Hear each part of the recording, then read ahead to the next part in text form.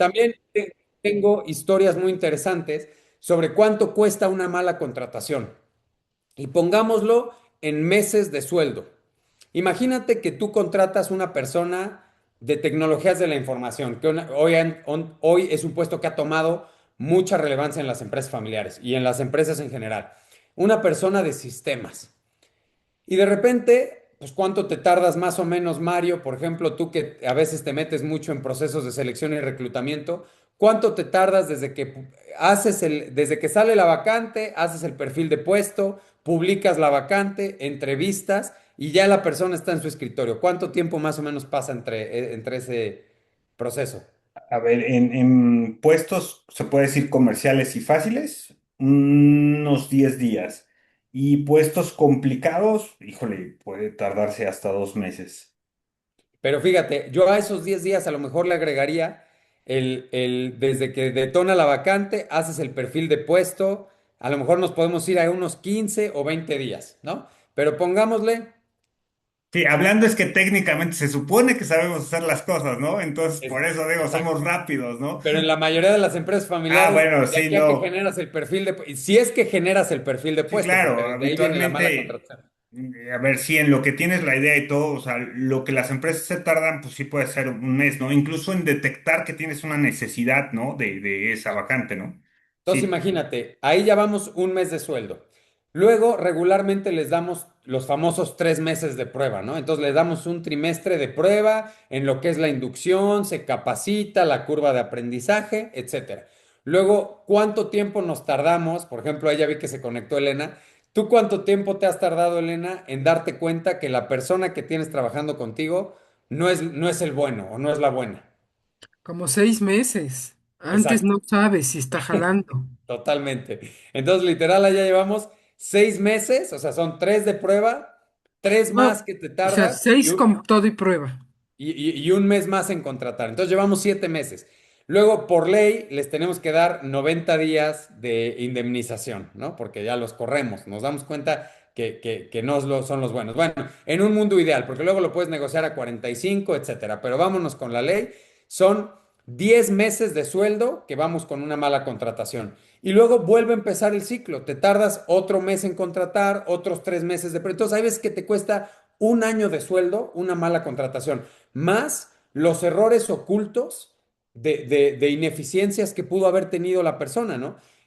A lo mejor hizo que se te fuera un cliente, a lo mejor, imagínense, en el ejemplo de la persona de TI o de sistemas, a lo mejor hizo que se te perdiera cierta información valiosa que luego está entorpeciendo los procesos.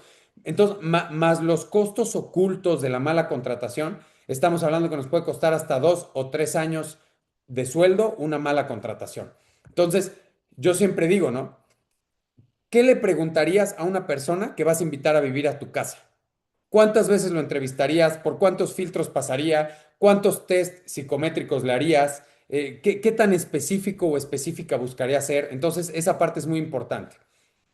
Luego, pongo siempre, ¿no? Hay veces que como emprendedor o director te sientes solo o sola en las decisiones y muchas veces esto, incluso voy a decir algo polémico, pero algo en lo que yo no estoy de acuerdo muchas veces con el IPADE y la narrativa que te venden, es que te dicen en las primeras clases, el puesto de director es un puesto solitario y hasta te ponen una imagen ahí de un lobo, ¿no? Como haciendo alusión al lobo solitario, ¿no? Entonces te dicen, es un puesto donde tú eres el responsable de las decisiones, donde nadie te comprende, donde estás solo, y yo siempre les digo, es que si el director o emprendedor o dueño de negocio está solo, es porque no se ha sabido rodear de las personas correctas a nivel de gobierno corporativo, consejeros y consejo directivo para que lo ayuden en las decisiones o para que le ayuden en las decisiones.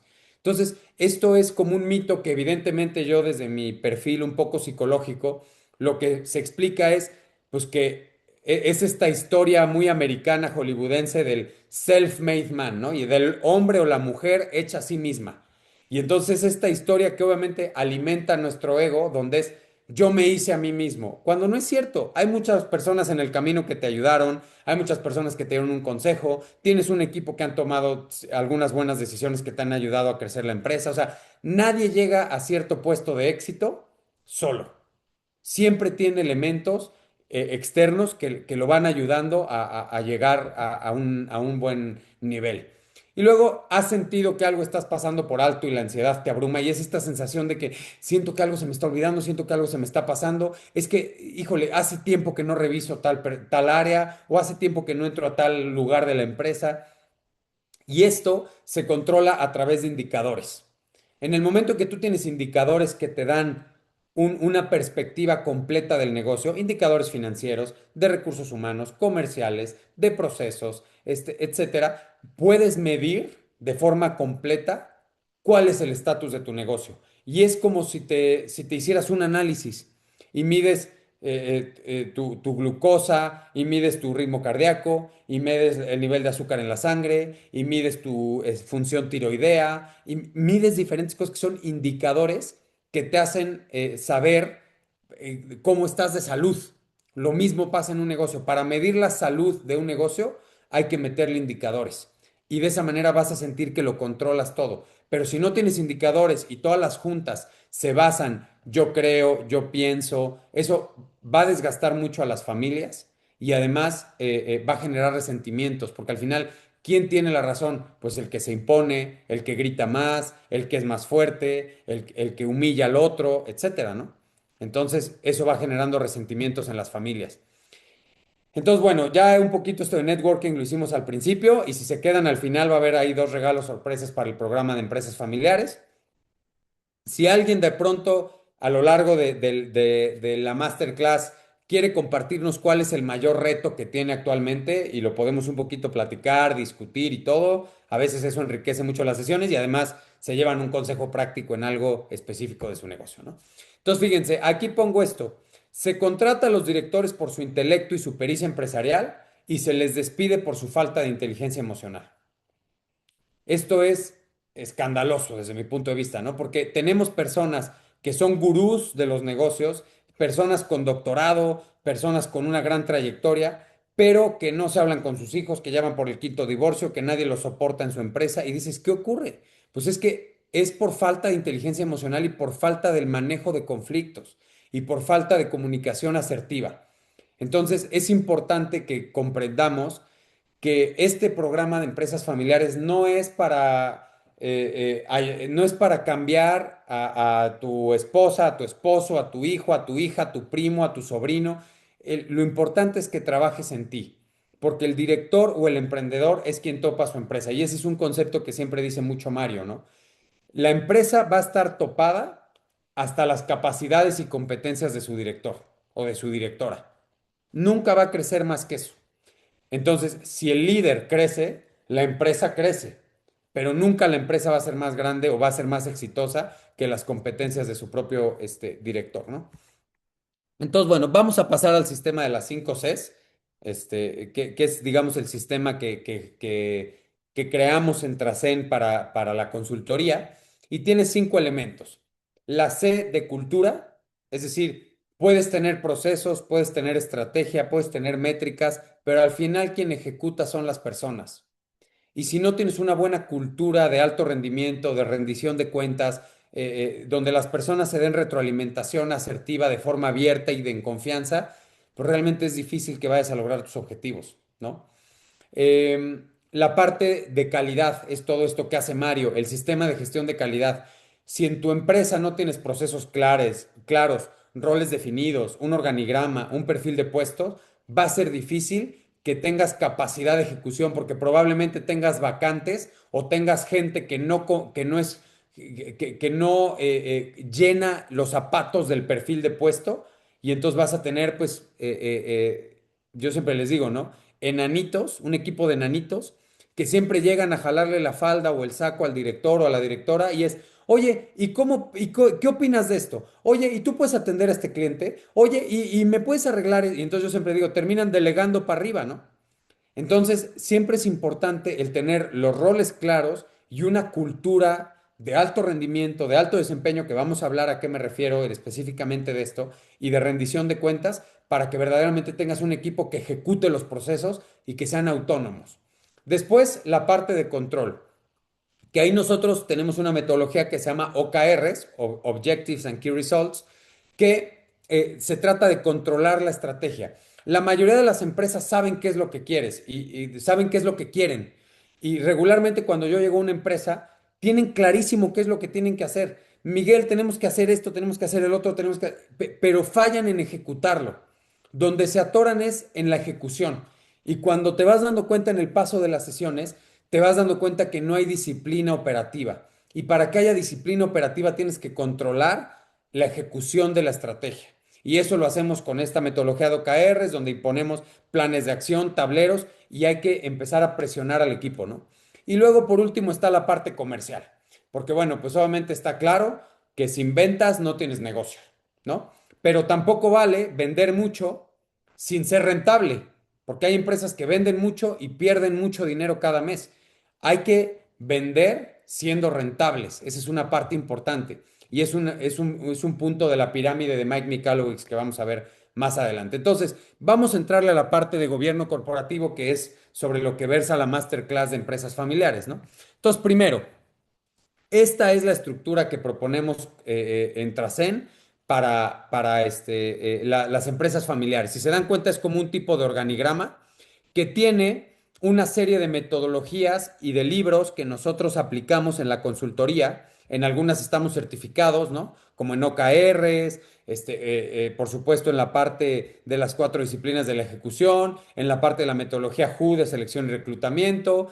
Yo también un modelo que recomiendo mucho para temas de gestión del tiempo es Getting Things Done de David Allen, que es el asesor de agenda de los presidentes de Estados Unidos. Entonces es un modelo de gestión del tiempo increíble que no quisiera como sonar como falta de humildad ni nada, pero bueno, hoy yo actualmente pues, tenemos varios clientes en la consultoría, estoy de director general en la empresa, estamos abriendo un nuevo negocio que es una plataforma de servicios de enfermería, que es un desarrollo tecnológico, una web app. Y entonces, y me las ingenio para también tener tiempo libre para ir a hacer ejercicio, para estar con mi esposa, para ver a mis amigos, para ver a mis sobrinos que adoro, ¿no? Y entonces, yo siempre digo, no hay tiempo de hacer todo, pero siempre hay tiempo de hacer lo más importante. Y eso tiene, lo más importante para ti, para tu vida, tiene que estar en tu agenda.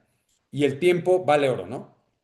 Bueno, entonces, primero nosotros recomendamos pues una junta de accionistas y, por ejemplo, hay empresas que a lo mejor son 14 socios y en esos 14 socios, pues no todos pueden participar en el consejo de familia. Entonces, el consejo de familia se vuelve un órgano que representa a cada rama familiar. Pero también hay empresas familiares que son los dos papás y tres hijos, o dos hijos, o un hijo, ¿no? Y entonces ahí pueden entrar los cuatro o los cinco en el consejo de familia.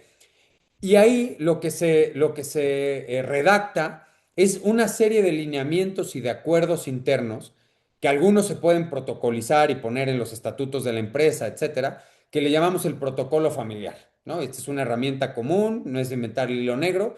Simplemente en ese protocolo familiar se definen varias cosas que vamos a ver a lo largo de la sesión, pero prácticamente cómo va a ser la transmisión de las acciones, cuál es el protocolo de entrada y de salida de un familiar y cómo se le va a evaluar, cómo se contratan a los consejeros, cómo se maneja el patrimonio, cuáles son las reglas de convivencia, cuáles son los mecanismos de mediación, en fin, incluso vienen ciertos puntos de qué pasa si uno de los fundadores muere, cuál es el proceso que se debe de seguir con los bienes personales, con las acciones, con la sucesión, tanto operativa como patrimonial, porque son dos sucesiones. Por un lado, hay una sucesión de la operación de la empresa y por otro lado hay una sucesión patrimonial y accionaria y de los bienes inmuebles, del fideicomiso, etcétera. Regularmente eso se controla cuando ya son patrimonios importantes a través de un fideicomiso. Y ahí el libro que yo recomiendo es Vivir, Trabajar y Crecer en Familia de Alfonso Urrea Martín, que es esta empresa de piezas de baño, de regaderas, etcétera, que se llama Urrea. Y es una empresa familiar exitosa y uno de los dueños escribió un libro y se los recomiendo mucho. Esto regula la relación de la familia con la empresa. O sea, en pocas palabras yo siempre digo, es para que la familia no se pase de viva con la empresa, ¿no? Pueden cobrar utilidades, pero no es una extensión de la caja de familiar, la caja de la empresa, ¿no? ni se pueden retirar utilidades a discreción, o sea, hay que tener una política de reparto de dividendos, ¿no? Y a partir de ahí generamos un consejo consultivo, que una vez que ya está maduro el consejo consultivo, lo llevamos a un consejo de administración que ya tiene vinculación legal, ¿no? Es decir, el consejo de administración ya está en los estatutos de la empresa y el director general tiene que hacerle caso a las instrucciones del consejo, mientras el consejo consultivo, pues es, digamos, de alguna manera, no es vinculatorio. Es decir, el director general puede o no seguir las recomendaciones de los consejeros. Y ahí nosotros como Tracen metemos tres herramientas en el consejo. Uno es el modelo financiero, porque ¿cuál es el lenguaje de los negocios? El dinero. Entonces, lo que se reporta en el modelo financiero es, el director general se comprometió a vender tanto y vendió tanto. El director general se comprometió a tener un costo de X porcentaje y entregó un costo de X porcentaje. Se comprometió a entregar una utilidad bruta de X porcentaje y fue de tanto. Quedó de gastarse en operar el negocio tanto y se gastó tanto. Y por último, ¿cuánto quedó de entregar a los accionistas o a los socios o a la familia y cuánto entregó? De tal manera que se hace un reporte de presupuesto contra real y se ven las eficiencias o las ineficiencias. Y de esa manera la familia y el consejo evalúa al director. Entonces, el modelo financiero es la herramienta última de lo que se tiene que reportar en el consejo. Muchas veces se pueden hacer comités y entonces un comité de innovación, un comité de expansión y se pueden ver otros temas. Pero en la junta de consejo ordinaria, el reporte principal es el financiero. Es decir, ¿entregaste las utilidades que te habías comprometido a la familia o no las entregaste? Y así se mide la gestión del director. Entonces, el director general se evalúa por los resultados financieros que tiene. Después, se define la estrategia. Cada trimestre y cada año se ajusta la estrategia de la empresa dependiendo del análisis interno que se haga, del FODA, de la cuota de mercado que tenga, etcétera. Y por último, se revisan algunos indicadores de impacto, ¿no? Y ahí ya es a gusto de los consejeros, ¿no? Por ejemplo, a mí en mi institución educativa, mis consejeros me revisan el número de alumnos, el porcentaje de deserción, la cartera vencida en dinero y la cartera vencida en número de alumnos. Y a partir de ahí, lo único que reporto es el modelo financiero. En cada negocio, los indicadores de impacto pueden variar y ahí es lo que el consejo le pida al director general.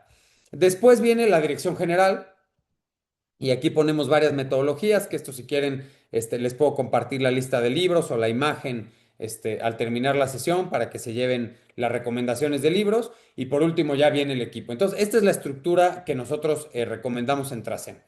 Entonces, bueno, a partir de esta parte de gobierno corporativo, vámonos ya a la parte un poquito más técnica del programa de empresas familiares y qué es lo que vamos a ver pues a lo largo de este programa, ¿no? Entonces, bueno, primero ponemos aquí la introducción, donde pongo siempre este dato, ¿no? El 70% de las empresas familiares mueren en el paso de la primera a la segunda generación, y esto es por falta de profesionalización. Es decir, la operación no está profesionalizada, ¿no? Entonces, de alguna manera, pues esto no genera resultados predecibles. Perdón, aquí no sé qué está pasando. Ahí está. Entonces, si no tenemos un sistema de gestión, no podemos generar resultados predecibles. Y entonces se vuelve una gestión improvisada, donde vamos tomando decisiones en el día a día y entonces pues de alguna manera vamos apagando fuegos, ¿no? Entonces, bueno, ¿cuáles son los principales riesgos de las empresas familiares? En primer lugar, la falta de profesionalización. Y aquí hay un tema importante que hay que diferenciar. Se profesionaliza la familia y se institucionaliza la empresa. La empresa se institucionaliza a partir de implementar gobierno corporativo y de implementar procesos y un sistema de gestión de calidad.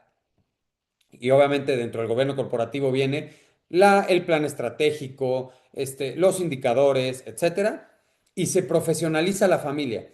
Muchas veces la gestión empresarial familiar se desgasta mucho porque las juntas de la familia son poco profesionales. Y en lugar de basarse en datos, en indicadores, en hechos concretos, se basan en juicios personales, en opiniones, en resentimientos, etcétera. Y eso de alguna manera desgasta a la familia y hace que no se llegue a nada. No se lleva una minuta de acuerdos, no se siguen, por supuesto, para nada los acuerdos, no se llega a nada. Entonces tenemos juntas de 2 horas donde no sacamos nada.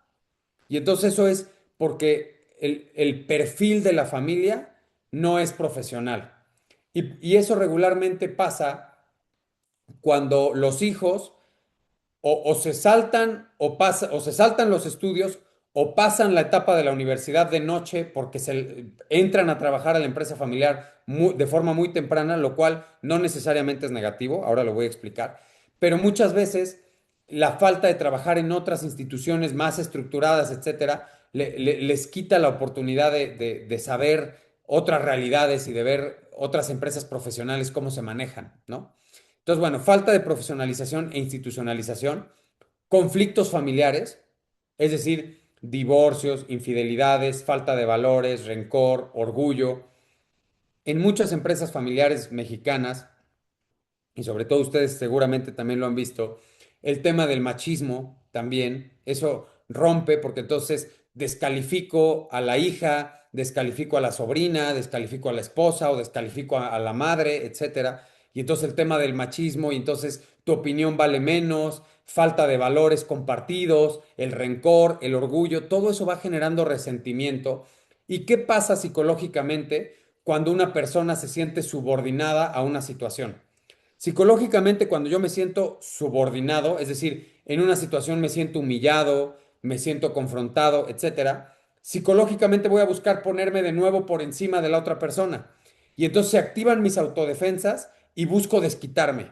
Y entonces, si le tengo miedo, pues no lo confronto. A lo mejor me quedo callado o me quedo callada y a la próxima que haga un comentario, busco descalificar yo también. O a la próxima que me pida un reporte, pues ahora yo no se lo entrego. Y entonces se van haciendo estas dinámicas de resentimientos en la familia que van entorpeciendo los procesos de la empresa familiar. Después, falta de orden, de disciplina, de reglamentos, políticas, procedimientos. De repente, por ejemplo, hay familias que no tienen definido una política de asistencia, una política de puntualidad, y luego imagínate que el director general, que es el tío, se indigna de que el sobrino pues llega a las 10 de la mañana porque se va a jugar golf o por lo que sea, y entonces la falta de orden y disciplina genera muchas fricciones. Entonces, hay que dejar claras los reglamentos y las políticas empresariales, porque imagínate que de repente uno quiera retirar utilidades y la empresa no tiene lana, o no es momento porque se va a hacer una inversión. Como no hay una política de reparto de dividendos, pues ¿cuál es el criterio? Y entonces eso genera fricciones. Luego, muchas veces, ausencia de roles, y esto es importantísimo porque muchas veces en las empresas familiares, ya saben, el papá, que es el director general, o la mamá, que es la directora general, le dice al hijo, oye, vente a trabajar a la empresa, pero no le da un puesto claro, simplemente lo pone, yo siempre digo como a chalanearlo, ¿no? Y entonces le dice, a ver, para que aprendas, pégate aquí conmigo. Y entonces le empieza a encargar algunas cosas, pero en otras no se las suelta, y esa falta de certidumbre y esa falta de claridad genera muchas fricciones porque obviamente el hijo o el sobrino siente que no tiene un rol claro y entonces ¿en qué se especializa? Sobre qué se pone a aprender, sobre qué se pone a estudiar. Entonces se termina volviendo empírico y termina aprendiendo la falta de profesionalización a veces del fundador. Que ahorita vamos a ver, sobre todo hay un libro que recomiendo mucho que se llama El mito del emprendedor. Y el mito del emprendedor lo que dice es, en una empresa debe de haber al menos 3 roles, un técnico, un manager y un creativo. Muchas veces los fundadores de las empresas familiares son técnicos. Imaginémonos que es una mueblería. Y el fundador sabía muchísimo de muebles y era un gran carpintero y de repente empezó a hacer muebles de muy buena calidad, de muy buen gusto, a un precio correcto de mercado y empezó a crecer, empezó a crecer. Pero ¿qué pasa? El fundador era técnico, pero se da cuenta que hay que saber de recursos humanos, hay que saber de finanzas, hay que saber de manejo de inventarios, hay que saber de una serie de cosas y de atributos y de características que se tienen que complementar de otros dos perfiles, que regularmente, según el mito del emprendedor de Michael Gerber, es un manager que se encarga de administrar los recursos, y un creativo, que se encarga del marketing, de la parte comercial, de la innovación del negocio, del futuro. Entonces, bueno, ausencia de roles en los familiares. Tiene que haber políticas de entrada y salida, perfil de cargo, planes de carrera, sistemas de remuneración, ¿no? Muchas veces en las empresas familiares, los hijos o sobrinos terminan ganando un sueldo más bajo por ser familiares, porque es como de, tú eres familiar, tienes que ganar menos, te tienes que poner la camiseta, y entonces están peor pagados que lo que estarían en el mercado en el mismo puesto, o terminan estando muy bien pagados y tienen sueldos altísimos porque es, ayúdalo, ya se casó, ya va a tener el primer hijo, súbele el sueldo. Y entonces no hay un sistema de remuneración, ¿no? Y entonces también un punto importante es, si no hay una política de entrada, quiere decir que puede entrar a trabajar cualquier familiar, sin importar si hay una vacante para empezar. Entonces le terminamos inventando un puesto al hijo o a la hija o al sobrino o al primo, y muchas veces ni siquiera había una vacante, y eso genera fricciones y genera disfunciones dentro del equipo. Luego, falta de una dirección, o sea, no hay plan estratégico, y muchas veces los fundadores alargan mucho su liderazgo, y eso provoca un estancamiento estratégico, porque muchas veces, ¿qué pasa? Que muchas veces por la edad, por la experiencia, por la trayectoria, regularmente los fundadores caen en muchas veces en soberbia, y entonces no escuchan a los hijos, no escuchan a las nuevas generaciones, y muchas veces las nuevas generaciones también etiquetan a los fundadores, y ahí se hace una diferencia de expectativas generacionales que hay que alinear, porque no es que uno esté bien y el otro mal, es que hay que alinear y sacar lo mejor de ambas generaciones. Después lo que decía, ¿no? Resistencia al cambio y luego liderazgos demasiado largos. Me ha tocado procesos de empresas familiares donde me toca quitar de la dirección a la mamá o al papá porque ya está teniendo una mala gestión, y hay mucha resistencia al cambio, y es que nosotros siempre lo hemos hecho así, ¿no? Y entonces el liderazgo demasiado largo a veces estanca estratégicamente la empresa. Y luego, obvio, dificultad para atraer a gente exitosa o talentosa. Imagínate que tú eres un tipo o una chava o una mujer o un hombre capaz y que tiene muchas competencias, que eres una persona que ha estudiado, que tiene experiencia y tal. Y te contratan en una empresa familiar donde el director es el hijo que tiene 21 años o 22 años, y que evidentemente tú tienes mucho más capacidades que él, pero va a ser tu jefe. Pues obviamente esto muchas veces hace que estas personas talentosas se vayan. Y entonces, porque sienten que no pueden crecer más allá del dueño, entonces ¿a qué me quedo? ¿No? Porque lo que buscamos como profesionales es crecimiento. Entonces, esto hace que las empresas familiares pues traigan a gente que no es tan talentosa, a gente de promedio bajo, o de un perfil muy bajo, pues porque son los que se pueden subordinar al liderazgo de una persona poco profesional o poco preparada. Bueno, varios de los anteriores es muy complicado evitarlo o prevenirlo porque son características de las empresas familiares. No se salva ni Dios Padre de estas cosas. Pero siempre podemos elegir la actitud que ponemos frente a estos conflictos, o regular la forma en la que negociamos o renegociamos con la realidad. Decía Viktor Frankl en El hombre en busca del sentido: no podemos controlar la mayoría de las cosas que nos pasa, pero siempre podemos escoger la actitud que ponemos frente a lo que nos pasa. Entonces, ahí es donde entra el cambio de cultura y el cambio de mentalidad en las empresas familiares, que antier o ayer grababa un video promocional para este programa de empresas familiares, y justo era un poco lo que yo decía, ¿no? En la mayoría del sistema educativo o de los cursos que hay en Internet, se les olvida la parte más importante. Nos llenan de información, de herramientas prácticas, de consejos técnicos, etcétera, pero se olvidan de que quien está al interior de esas empresas son personas, son humanos, y que muchas veces los humanos están teniendo retos en el manejo de la inteligencia emocional, en el manejo de conflictos, en el manejo de comunicación asertiva. Y entonces hay consultores que te arman un protocolo, te generan el consejo de administración, los reglamentos, las políticas, etcétera, y luego no lo pueden aplicar porque la familia no está alineada ni sabe cómo resolver sus desacuerdos. Y siguen resentidos y siguen lastimados, etcétera. Entonces, no sirve de nada que tengamos toda la parte documental si la familia no se desarrolla emocionalmente. y aprende a darse retroalimentación abierta, sin tomárselo personal, aprenden a ser asertivos, etcétera. Ahora, ¿cuáles son las fortalezas? Porque ahí viene la técnica de la contención, porque no los quiero mandar ahí todos deprimidos. No, pues es que los puros riesgos, puras cosas negativas de las empresas familiares. No, hay muchas fortalezas. Primero, conocimiento y experiencia del negocio a una edad temprana, lo que les decía. Cuando un familiar, la única experiencia laboral que tiene es de una empresa familiar, pues tiene sus cosas negativas porque no tiene otros modelos para comparar si las cosas están haciendo bien o mal, pero también tiene conocimiento y experiencia del negocio a una edad temprana. Cuando la empresa está gestionada por familia, pues tiene una visión a largo plazo, porque obviamente tú estás pensando en el patrimonio que le vas a dejar a tus hijos, en cómo lo vas a heredar, en que tienes que generar una empresa para muchos años. Entonces tiene visión a largo plazo, que eso es muy importante. Luego, hace que la toma de decisiones sea rápida y menos burocrática. ¿Por qué? Pues porque las decisiones se toman en una comida del domingo en casa del abuelo, ¿no? Entonces eso lo hace menos burocrático, pero a veces muy poco profesional. Luego, lealtad, confianza y comunicación. Regularmente hay familias que terminan poniendo un familiar en la administración porque dicen, no, pues es que mi sobrino o mi hijo o mi tío no me va a robar. Y entonces lealtad, confianza y comunicación. Luego hay convicción, valores y visión compartida porque crecieron en la misma cosmovisión. Y por último hay compromiso y pasión de la familia, ¿no? O sea, no es lo mismo el compromiso que tú sientes con un grupo de gente que son tus colegas o tus colaboradores que con tu propia familia, ¿no? Ahora, ciertos errores en la transición. Primero, postergar, perdón, me voy a mover un poco, porque me quiero servir un poco de agua, pero no quiero parar la sesión.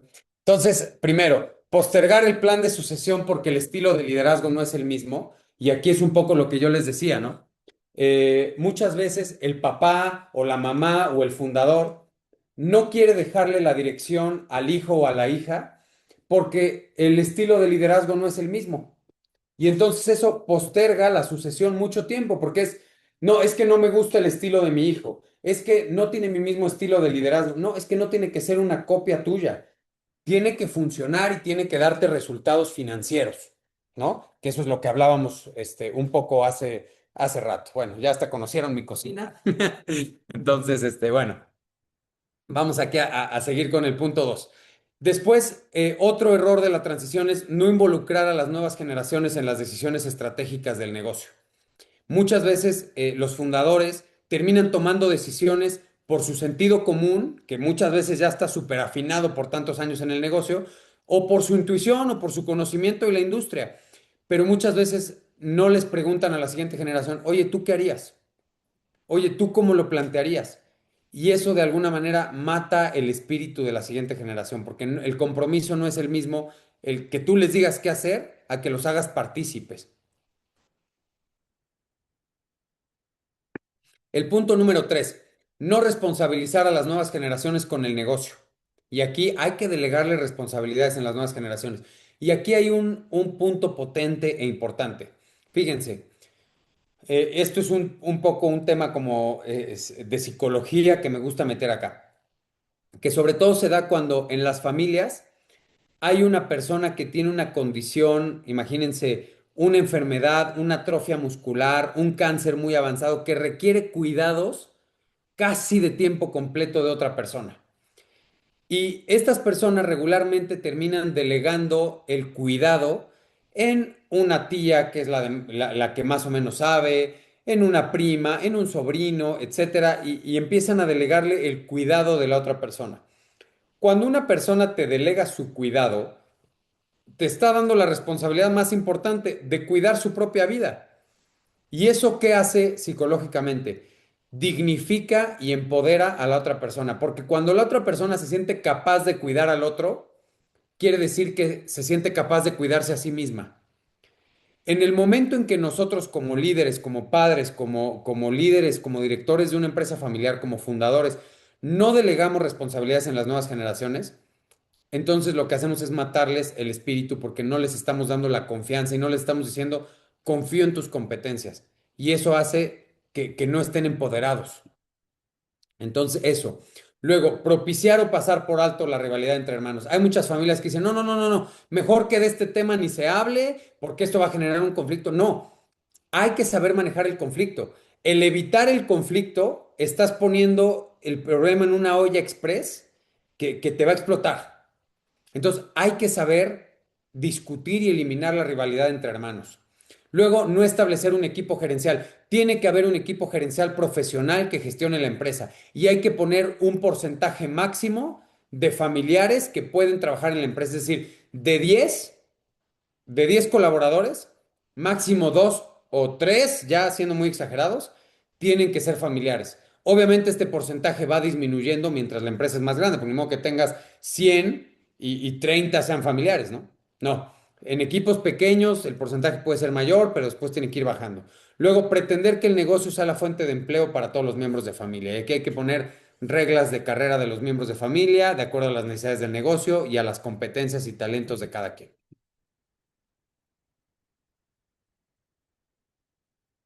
Después, no profesionalizar la empresa, ¿no? Motivar a funcionarios que no sean familiares para generar una gestión más profesional. No establecer una estructura familiar, o sea, el consejo de administración y el consejo de familia. No definir un plan estratégico, porque entonces, ¿cómo evalúas a un familiar que no tiene objetivos? Pues regresamos con tu juicio personal. Y entonces eso, ¿quién tiene la razón? Pues si es tu opinión personal y no llevas datos, oye, a ver. Yo te encargué que tuvieras una meta de ventas y no la estás cumpliendo. Yo te encargué que tuvieras una meta de producción y no la estás cumpliendo. Yo te encargué que tengas tal rotación de personal y no la estás cumpliendo. Esos son metas y objetivos puntuales que entonces se puede evaluar al familiar. Pero muchas veces me ha tocado empresas que dicen, no, es que mi hijo se la pasa mucho tiempo parándose a servir café. O sea, es que llega a las 11 porque se va a desayunar con sus amigos. A ver, ¿cumple sus indicadores o no? Y entonces ahí tiene que haber políticas, tiene que haber reglas, pues sobre todo tiene que haber indicadores. Esperar mucho tiempo para el traspaso de activos, porque eso hace que si no hay una planeación, muchas veces el pago de impuestos y la sucesión patrimonial se entorpezca. No definir el traspaso de la propiedad, o sea, hay que coordinar el traspaso de las acciones. Por ejemplo, me ha tocado coordinar en empresas familiares el porcentaje accionario de los fundadores a los hijos y les ponemos objetivos OKRs que tienen que cumplir de manera anual y si cumplen un porcentaje de esos OKRs, por decirles el 80% de sus objetivos los cumplen, se les va transmitiendo un 5% de las acciones. Entonces, a lo largo de los años, los hijos van dando resultados y van recibiendo acciones de los fundadores. Y poco a poco los fundadores van planeando su retiro accionario los hijos van demostrando sus competencias y van quedándose con cierto número de acciones.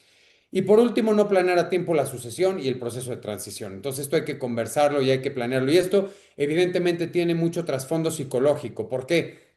Porque el autoconcepto del dueño o del fundador es yo soy el dueño de tal empresa, ¿no? De celulares, Rodríguez.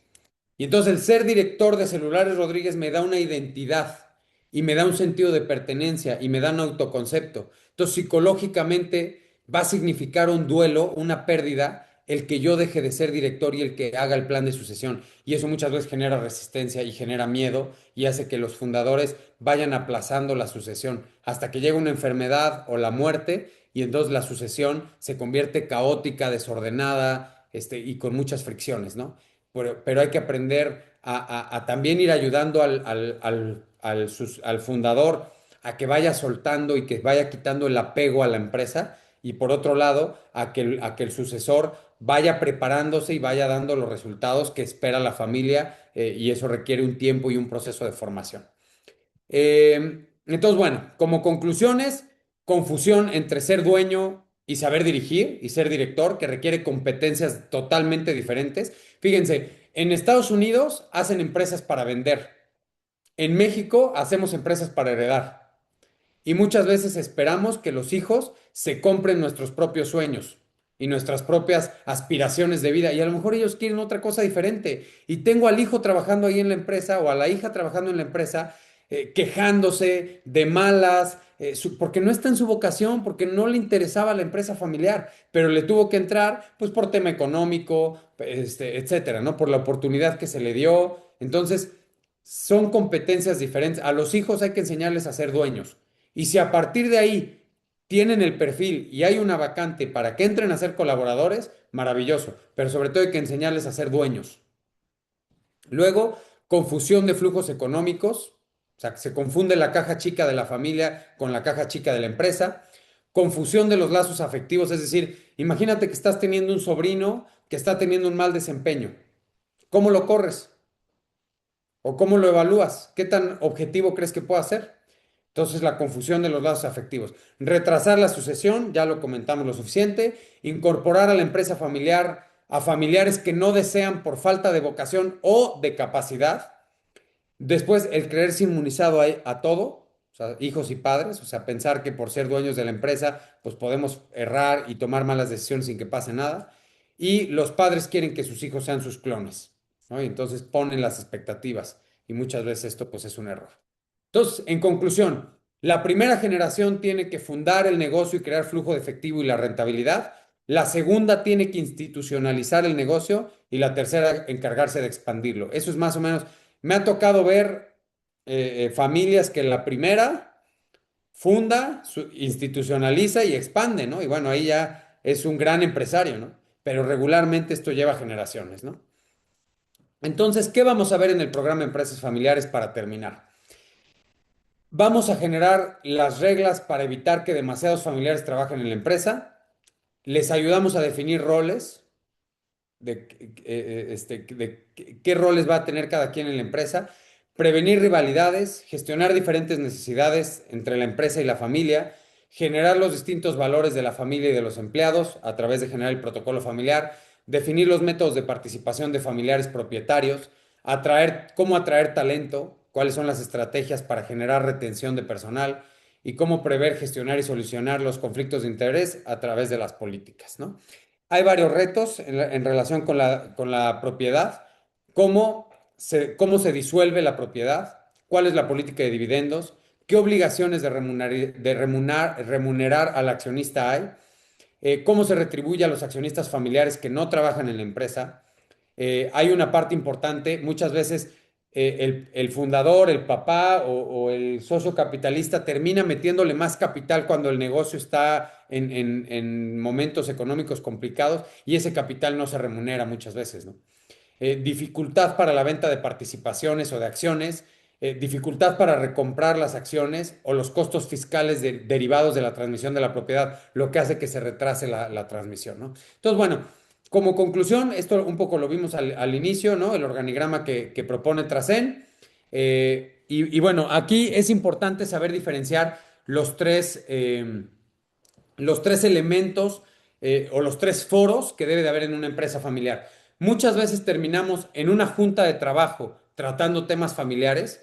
Muchas veces en una reunión familiar terminamos tocando temas de trabajo y esto es porque la familia no tiene los foros correctos para tratar cada uno de los asuntos. Entonces, en un consejo de familia se elige al director general, se elige a los consultores, al sucesor, la compra de activos para la familia y para la empresa a partir de cierta cantidad, cuando ya le va a quitar patrimonio a la familia, elegir el método de entrada y salida de familiares, elegir nuevos posibles socios, capitalistas o accionistas, elegir al consejo de administración o al consejo consultivo. Todas esas son cosas que atañen al consejo familiar. El consejo de administración elige también al director general y a los consultores y al sucesor junto con el consejo de familia, compra activos para la empresa a partir de X cantidad, tiene que autorizar firma de contratos a partir de X cantidad, contratar y despedir al director y solicitudes de apalancamiento de crédito a partir de X cantidad. Obviamente, cantidades menores el director general debe de tener autonomía, ¿no? Pero bueno, ahí dependiendo del tamaño de la empresa se define. Y por último, el director general elige a su equipo, a los gerentes, a los colaboradores, firma contratos y créditos menores a X cantidad y ayuda también a elegir al sucesor. Entonces, fíjense cómo cada uno tiene un rol y un foro diferente, ¿no? Entonces, todas estas se van definiendo a partir de un protocolo familiar, que son elementos que vamos a ver en el programa. Y por último, pues bueno, a mí me gusta siempre poner ahí una frase que a mí me hace mucho sentido, que pongo, uno de los principales gastos de las empresas familiares debe ser en la capacitación de la familia, en tres aspectos, para ser mejores personas, mejores profesionales y para ser mejores dueños. Y cada cosa se capacita con cosas diferentes. Para ser mejores personas, terapias psicológicas, terapias familiares, eh, cursos de desarrollo personal, de inteligencia emocional, mejores profesionales, pues en técnicas administrativas, en habilidades, en competencias y en ser mejores dueños, pues en temas como estos programas, ¿no? De empresas familiares, de cómo manejar el patrimonio, temas financieros que pueden ser entre profesionales y de dueños, es decir, capacitarlos para ser, hacer y tener, ¿no? Y entonces, bueno, les prometí que íbamos a tener ahí dos, dos sorpresas, ¿no? Para los que se quedaran hasta el último. Y el primero es, bueno, pues que les vamos a regalar en digital a los que tengamos su contacto, que se registraron para la masterclass, el libro de Mide lo Importante en digital, el libro en PDF de Mide lo Importante de John Doerr y un 10% de descuento en la inscripción del programa de empresas familiares, a todos los que se quedaron hasta el final, que muchas gracias. Y al final, bueno, pues ahí les dejo como que arranquen los papelitos, ¿no? De lo que les vaya sirviendo, de lo que les haya hecho sentido. Entonces, bueno, pues prácticamente esto era lo que les queríamos compartir el día de hoy, un poquito una probadita de lo que vamos a ver en el programa de empresas familiares de Tracen Academy. Y pues nada, me gustaría, voy a eliminar ahí el anclaje, veo a varios ahí con la cámara prendida, que me da mucho gusto. Y no sé si nos quieran compartir algún reto que tengan, algo que se lleven de la sesión, algo que les haya hecho sentido. El micrófono está abierto para ustedes. Mario, también no sé si quieras comentar algo. Sí, sí, sí, yo sí quiero hacerles un comentario. A ver, llevo muchos años, yo creo que más de 15 años dedicándome a la consultoría de empresas. Y muchas veces, no, mi especialidad es en los procesos, pero muchas veces no tiene sentido nada de lo que hagas abajo en la operación, en verdad nada, si la dirección no está bien. Y la dirección no está bien porque no hay un consejo administrativo y porque una familia no está bien. O sea, el 90% de las empresas en México son empresas familiares. Les prometo que no puede funcionar algo en la operación cuando no hay una buena dirección y la dirección tiene que responder a un consejo, al menos un consejo consultivo para poder rendir cuentas, porque los directivos no están acostumbrados a rendir cuentas.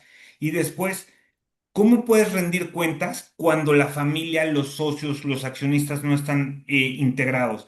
Entonces, esta fue una de las principales razones por las que tuvimos que integrar esta parte, ¿no? Y es uno de los cursos medulares para mí, porque en verdad, de repente estamos peleando batallas que nunca van a dar frutos porque la alineación de la familia, porque la alineación de los dueños, del director, no está integrada. Y entonces en automático es un día sí, un día no, un día sí, un día no, porque la estrategia no está consolidada desde arriba.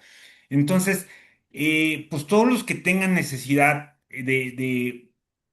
ver más allá, ¿no? De la trascendencia, nuestra empresa se llama Trascend precisamente por eso, porque buscamos la trascendencia de las empresas, buscamos la trascendencia de las familias, de las personas. Y entonces es importante que se detengan a pensar y que busquen ayuda.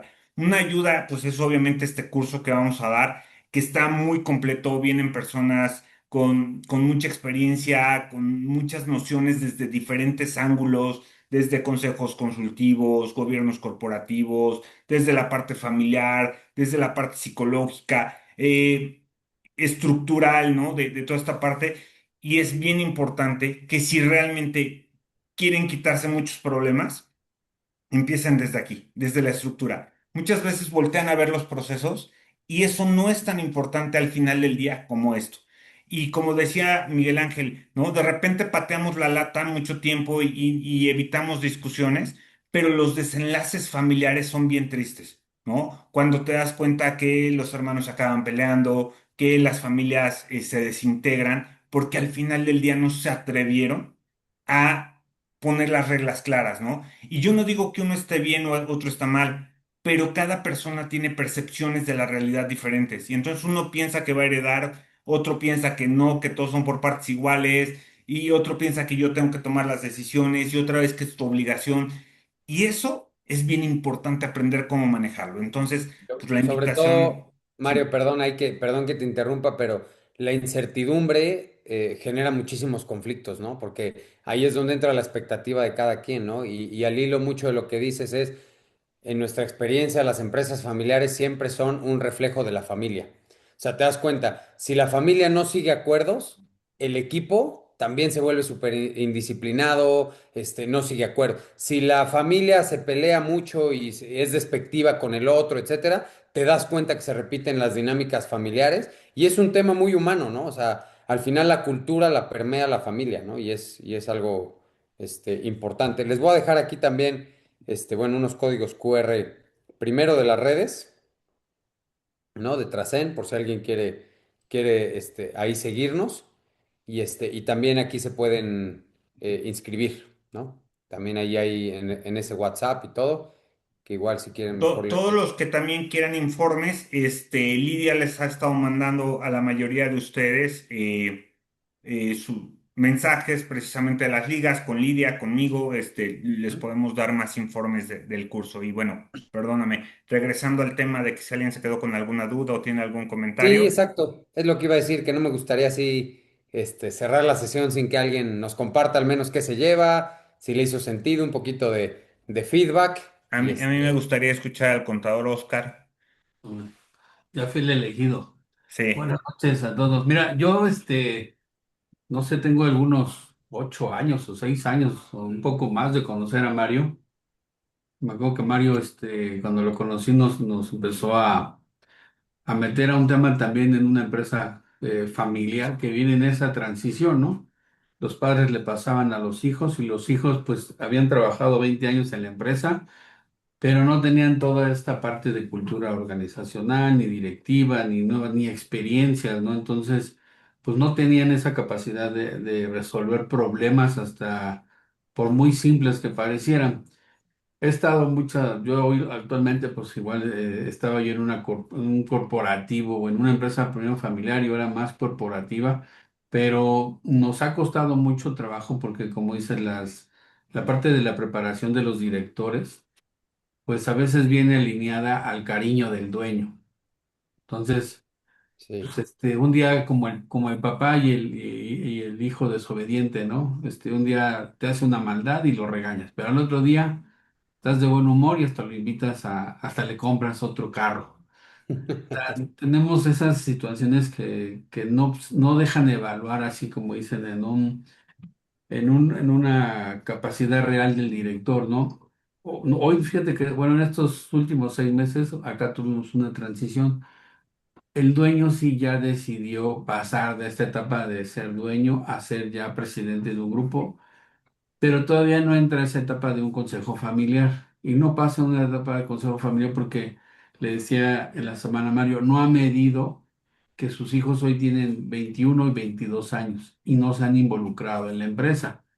Pero si no los ubica, tiene algunos sobrinos que han acabado carreras en negocios y eso, pero no pueden compenetrarse tan rápido en la empresa porque pues, los quiere aventar luego al ruedo y los quiere aventar sin un mentor, los quiere aventar sin tener un envolvimiento primero, un conocimiento del negocio, ¿no?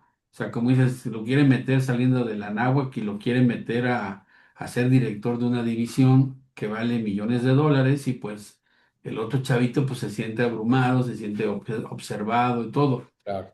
Creo que todo eso, como dices, es una preparación de las empresas hoy que, digo, creo que hablo por mí, pero bueno, yo que ya llevo 30 años de caminar en empresas y en grupos y experiencias buenas y malas, creo que el tema de la empresa familiar es, como dice Mario, el 90% de la economía.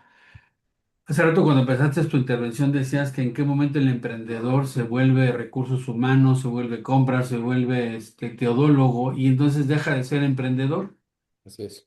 y entonces pues ya se convierte otra vez en querer vender, en querer reclutar y su función principal, que era en ese momento ser el generador de la idea, del generador del mercado, pues se pierde.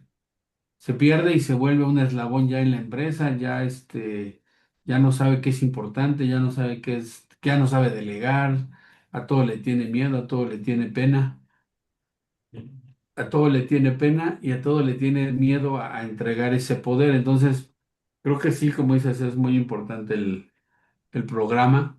Digo, tomándolo a dimensiones y a características, este programa también lo da el IPADE, ¿no? Como dices, a una Sí es. dimensión pues mayúscula, y este es un panorama que yo sí digo, se lo comentaba a Mario, a muchos de verdad sí deberían de tomar un poco de conciencia. Sabe Mario que yo soy muy también insistente en la preparación. Por ejemplo, este programa de las 5 S, ese libro yo cuando lo leí me contrataron y me dijeron, el libro con el que vamos a trabajar se llama Las 5 disciplinas de la ejecución. Ujú. Entonces, yo decía, ¿por qué vamos a trabajar con ese? Yo dije, "Bueno, ¿por qué? Porque cada mes tenías que entregar un proyecto para tu área de mejora, medible, y como todo, ¿no? Las 4 disciplinas de la ejecución, pues ahí te lo va diciendo. Entonces, tenías que entregar cada mes un proyecto. Entonces, pues yo decía, bueno, ¿y por qué no me hicieron examen? ¿Por qué no me hicieron Porque por conocimientos y currículum vieron que podía hacer el trabajo, pero en ese grupo lo que buscaban era precisamente que las gerencias generaran cambio en la organización. Entonces, sí es muy difícil, como dices, que nosotros en alguna empresa familiar que trabajemos veamos este tema, ¿no? De que no va a haber más arriba, te vas a enfrentar al director que no se ha capacitado en su vida en un diplomado, pero ni de galletas, cabrón. Entonces, eso pasa, que chocas y pues cuando quieres implementar algo, digo, Mario me ha implementado 3, 4 ISOs, y es un tema para la semana le decía, pásame otra vez tu curso de KPIs, porque los directores que tenemos no saben hacer KPIs nunca y no quieren ser medibles, porque al ser medidos y al ser expuestos, pues Claro. ponen en riesgo su trabajo, ¿no? Pero digo, sí, tengo muchos años de conocer a Mario, sí se los recomendaría. Creo que a Gracias, Oscar. nivel, como se los comparo, a nivel del IPADE y a nivel de otras organizaciones, el IESDE también creo que tiene uno casi también Así familiar. Creo es. que Ujú. a todos los que tomamos decisiones y a todos los que participamos en organizaciones familiares, sí estaría bien llevarle este curso a los jefes y a los dueños, pero a veces no quieren. ¿Por qué no quieren? Por todo lo que platicaste, Miguel, ¿no? Que Claro. tienen miedo a la exposición, a Es ver muchas confrontativo, obras. Oscar, sobre todo, es confrontativo.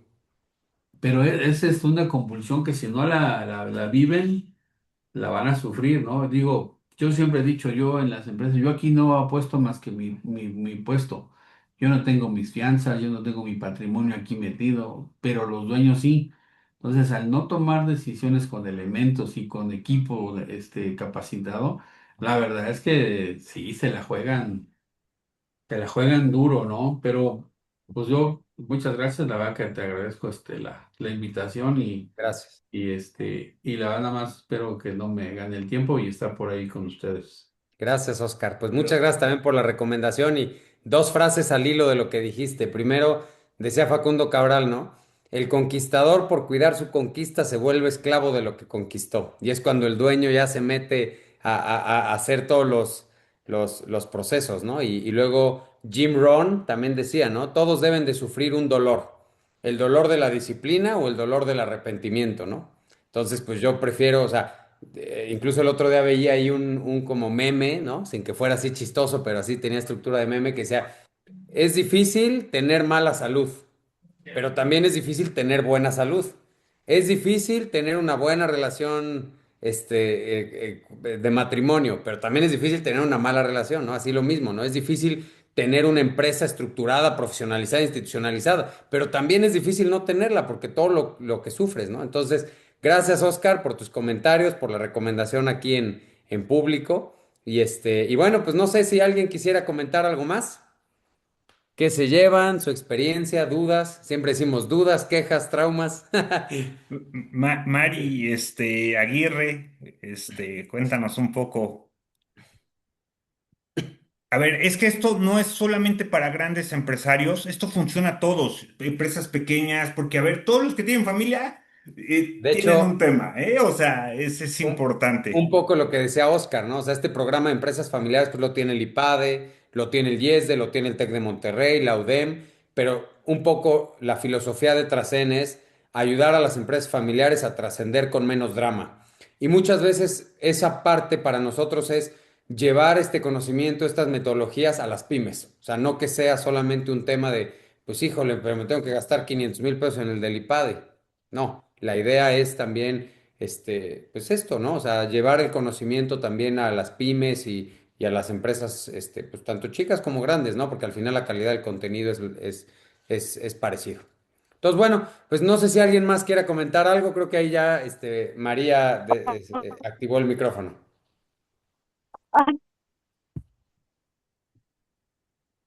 No se escucha bien. Sí, hola, buenas Ahí está. noches a todos. Ya, listo. Pues de lo que pude escuchar realmente, ay, no sé si ahí me escuchan. Sí, sí, Sí, ya. listo. Ah, Súper bien. lo que nos pudiste compartir, pues es, realmente creo que en la mayoría de las empresas, en la mayoría de las empresas familiares nos pasa y el tema de delegar, de aprender a delimitar roles, pues es algo que como dices, o sea, al final del día, todas las personas que están dentro de nuestro equipo, pues van de paso, pero regularmente, pues quienes son los directivos o dueños, no, ¿no? Entonces, aprender cómo, cómo respetar el liderazgo de los demás, el tema de poder filtrar nuestros indicadores, o sea, de respetar los métodos de todos los miembros, es complicado, pero sí, sí veo importante este curso porque, pues, tener una empresa familiar yo creo que es más complejo que tener una empresa general o Así que es. tú seas miembro de una empresa, ¿no? Lo que decía el contador es cierto, ¿no? Porque al final, pues tú te estás jugando no solo tu patrimonio, sino el patrimonio de toda tu familia, ¿no? Así es. Una gran responsabilidad. Gracias, María. Pues mucho gusto y bienvenida. Gracias. Bueno, pues no sé si alguien más quiera decir algo, compartir alguna experiencia, algún reto, y si no, pues realmente me dio mucho gusto conocerlos. Veo la verdad varios nombres nuevos, lo cual me da mucho gusto. Y pues nada, espero verlos en el programa. La verdad es que no nada más voy a estar yo, que no soy ni de cerca de los potentes, de los ponentes estrella del programa. La verdad hay gente con muchísima experiencia. Roberto Quintero, que tiene una cadena de cines en Estados Unidos, que es experto en consejos consultivos, etcétera. Arturo Rivadeneira, que es tiene su consultoría en Ecuador, también de empresas familiares, y es director de la Universidad, de la Unidad de Empresas Familiares de la UDEM. Igual va a estar Pepe Loyo, que también es un consultor que tenemos en términos de comunicación asertiva, etcétera, que bueno, pues es un cuate que ha hecho programas en Harvard, programas en la Academia del Barça, programas en la Academia del Real Madrid, y con él vamos a entrar mucho a temas de retroalimentación, de comunicación asertiva, etcétera. Y bueno, pues vamos a estar participando varios ponentes que yo creo que les podemos agregar mucho valor. Vamos a tener también un par de testimonios de personas con empresas familiares y que lo han hecho bien, o sea, que han tenido éxito en cómo estructurar su empresa familiar y que les van a compartir también su experiencia del proceso que sobre todo han tomado con nosotros. Y pues nada, me dio mucho gusto conocerlos. Gracias a todos por conectarse, por su tiempo, que yo sé que es muy valioso. Y pues nada, gracias por quedarse hasta el final. Pidan informes en el brochure, yo les voy a estar mandando, Lidia, y los esperamos ver en el curso, ¿vale? Ya también Lidia en el teléfono ya tiene el libro en PDF de John Doerr y bueno, lo del descuento del 10%. Gracias a todos. Gracias. Muchísimas gracias, Miguel. Muchísimas gracias. Yo estoy muy agradecida por todo lo que he recibido tuyo y de Mario. La verdad es mi corazón con ustedes dos. Estoy muy agradecida y muy feliz. Al contrario, Elena, estamos a tus órdenes. Gracias. Gracias. Bye Hasta luego bye. a todos, muchas gracias. Hasta luego, Gracias. bye.